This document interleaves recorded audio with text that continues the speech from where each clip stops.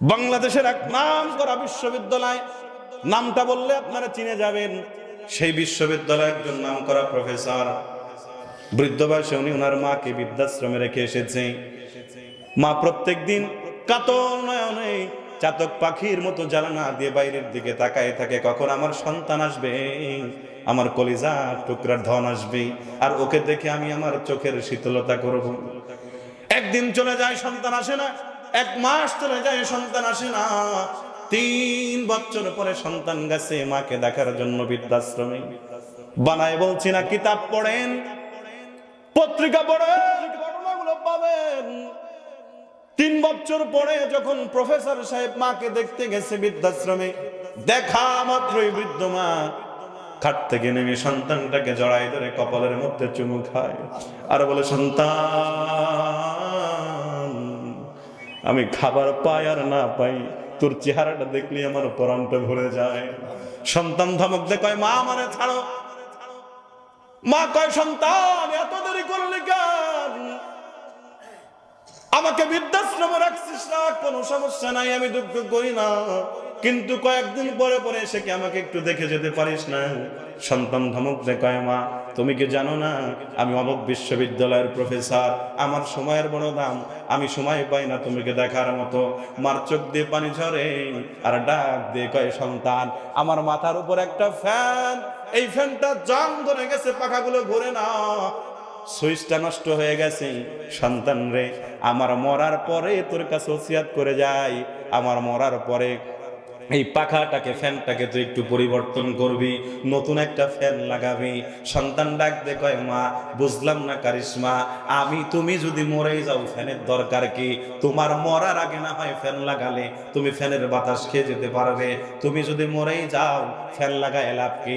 মা ডাক দে বলে, সন্তান, আমরা বৃদ্ধ মানুষ, আমরা আগেরকার জামানার মানুষ, আমরা আমাদের বৈধ টাকা দিয়ে হাড় ভাঙা পরিশ্রমের হালাল ইনকাম দিয়ে তোকে মানুষ করছি।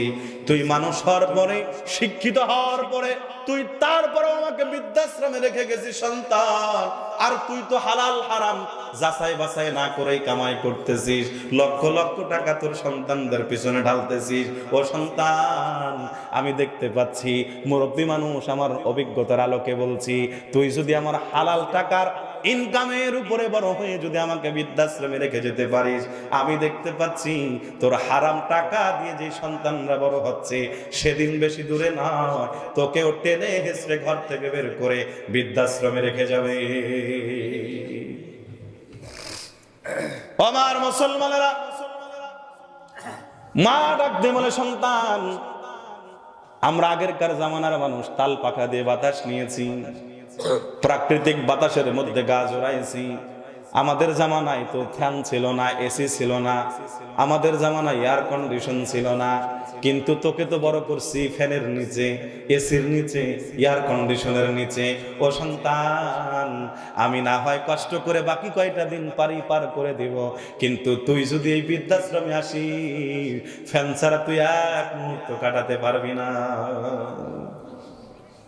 এই জন্যই বলছিলাম বাজার, বাবা বড় আজিব এক নিয়ামত, বড় এক মহব্বতের খাজানা। না হয় মা তার সন্তানকে কেন 10 মাস 10 দিন তার পেটের মধ্যে জায়গা দিবে? কি করছেন আপনি? মার জন্য কি অবদান রাখছেন? কেন একজন মা তার সন্তানের মধ্যে, আরে বাবা, আপনি একটা ইটের আদলা, একটা অর্ধেক ইট আপনার পেটের মধ্যে রশি দিয়া বান্দা কয়দিন রাখতে পারেন? আপনি দেখেন তো, কয়দিন রাখতে পারেন? আর একটা মা তার সন্তানকে 2.5 কেজি 3 কেজি ওজনের একটা বাচ্চাকে 1 দিন 2 দিন নয় 10 মাস পর্যন্ত জায়গা দিল, এটা মহাব্বত ছাড়া হতে পারে? আরো জোরে বলেন, মহাব্বত ছাড়া হতে পারে? সম্ভব। কথায় কথা মনে পড়ে যায়, হযরত আবু হুরায়রা রাদিয়াল্লাহু তাআলা আনহু থেকে হাদিস বর্ণিত, আল্লাহর হাবিব বলেছেন, আল্লাহ তাআলা তার দয়া মায়া, তার মহাব্বত ভালোবাসা, মায়া প্রীতি বন্ধনের খাজানা থেকে সমগ্র ভালোবাসা, সমগ্র দয়া মায়াকে 100 ভাগে ভাগ করেছেন। কত ভাগ? কথা বলতে আমার সাথে, কত ভাগ? 100 ভাগে ভাগ করলেন। 100 ভাগে ভাগ করার পরে আল্লাহ তাআলা 99 ভাগ দয়া মায়া নিজের কাছে রেখে দিয়েছে।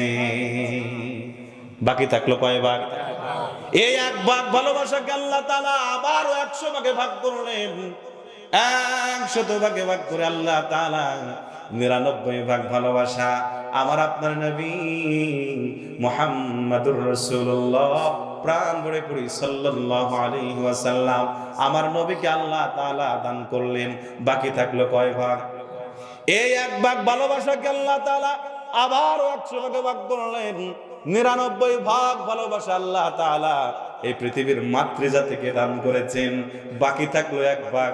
এই এক ভাগ ভালোবাসা আল্লাহ তাআলা আদম থেকে নিয়ে কিয়ামতের আগ পর্যন্ত যত সৃষ্টি আছে, যত মালায়েকা আছে, যত হাইওয়ানাত আছে, যত জিন্নাত আছে, যত ইনসানিয়াত আছে, আল্লাহ তাআলা সবার মাঝে সমভাবে বন্টন করে দিয়েছে।